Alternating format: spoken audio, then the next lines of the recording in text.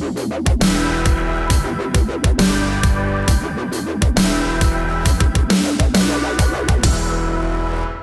Bill Whittle fans. I'm Steve Green with Bill Whittle and Scott Otten. This is your members-only right angle for this week. Listen, I don't know if you heard what went on in New Orleans over the weekend, but men in masks with coming out of trucks that had their company's name marked out with cardboard and duct tape. Guys wearing bulletproof vests. I think there were police snipers on the roof. Took down a memorial to white supremacy. And you've got to read what the text of this memorial says. I'm not just saying it was a Civil War memorial. This was actually a memorial to white supremacy that was erected in around or after 1876 when locals rioted against the multiracial police force in New Orleans and ended up killing a couple of people. And so they erected a statue to themselves, and it read, "United States troops took over the state government and reinstated the usurpers, but the national election November 1876 recognized white supremacy in the South and gave us our state." Now, Scott, we usually defend these sort of things from being torn down, but it really is a two-part question.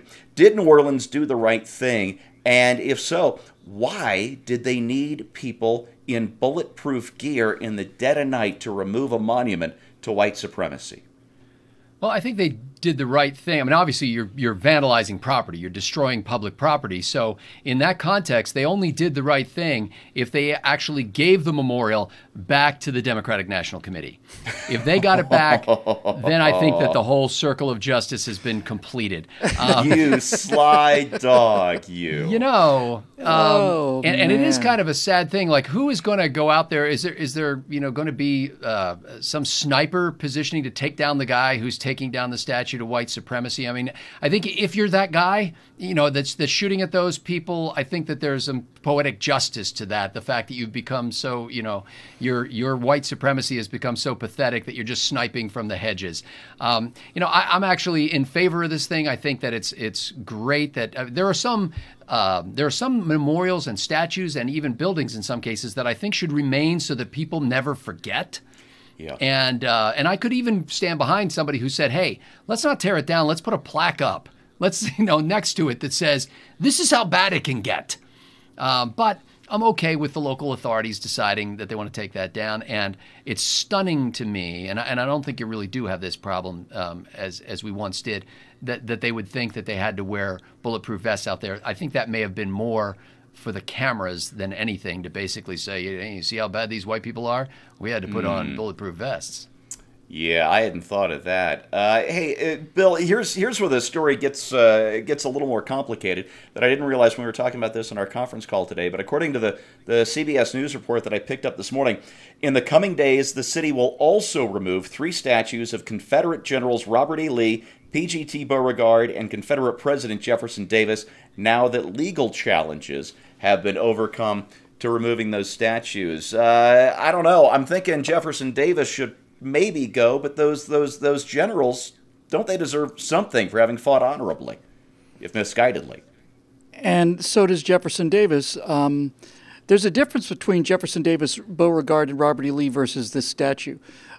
Davis, Beauregard, and Lee were outstanding figures in history who, I think this was U.S. Grant's term, I'm not sure, might have been Grant's or Sherman's, who said fought bravely for a cause, although I believe that cause to be one of the worst that human beings have ever striven for, something like that. This idea of erasing history is Orwellian, and it's dangerous, and it's disgraceful. We forget, that so many of the people who fought on the side of the Confederacy in the Civil War were non-slave owning regular people who were doing it for what they thought was their country. Robert E. Lee said, "I cannot raise my sword against my country," meaning Virginia. So the idea that we're going to go back in time and pull these statutes out is ridiculous and disgusting. And furthermore, I'm wondering what moral transgressions people 150 years from now will find in our behaviors that we didn't, that would just astonish us. This person owned pets. They owned animals. No, we must erase them from history.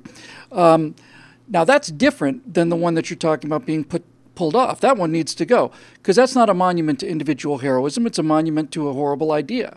It's an idea that had to be defeated and cost us a great deal of blood and treasure to do so. So a monument to an idea of white supremacy, I can't believe it's been standing this long, to be honest with you. But to then take the personal bravery of the soldiers, and look, when they erect a monument to Robert E. Lee, they're not really erecting a monument just to Robert E. Lee. It's to all the people who served under Robert E. Lee. They can't put up 2.5 million statues of these, raggedy scarecrows in the Army of Northern Virginia and so on out west. So it represents the heroism and the sacrifices of the Americans that died in that cause. And pulling those down should be a crime. And if I was Attorney General, I'd make it one. Well, Stephen, here's another alternative, by the way. They could have done with it, with the Confederate generals and the Jefferson Davis statue, the same thing that they've done with the U.S. Constitution and the room in Independence Hall where the Declaration and the Constitution were hammered out and signed. And that is, they could keep them there, but have the publicly funded docent who escorts you through this explain why everything about it is wrong. And so they could do the same thing they do in Philadelphia. Here's the room where the document that enshrined slavery was crafted. Yeah, don't give them any. Who am I kidding? They already have all these ideas, and they're getting pretty good at executing.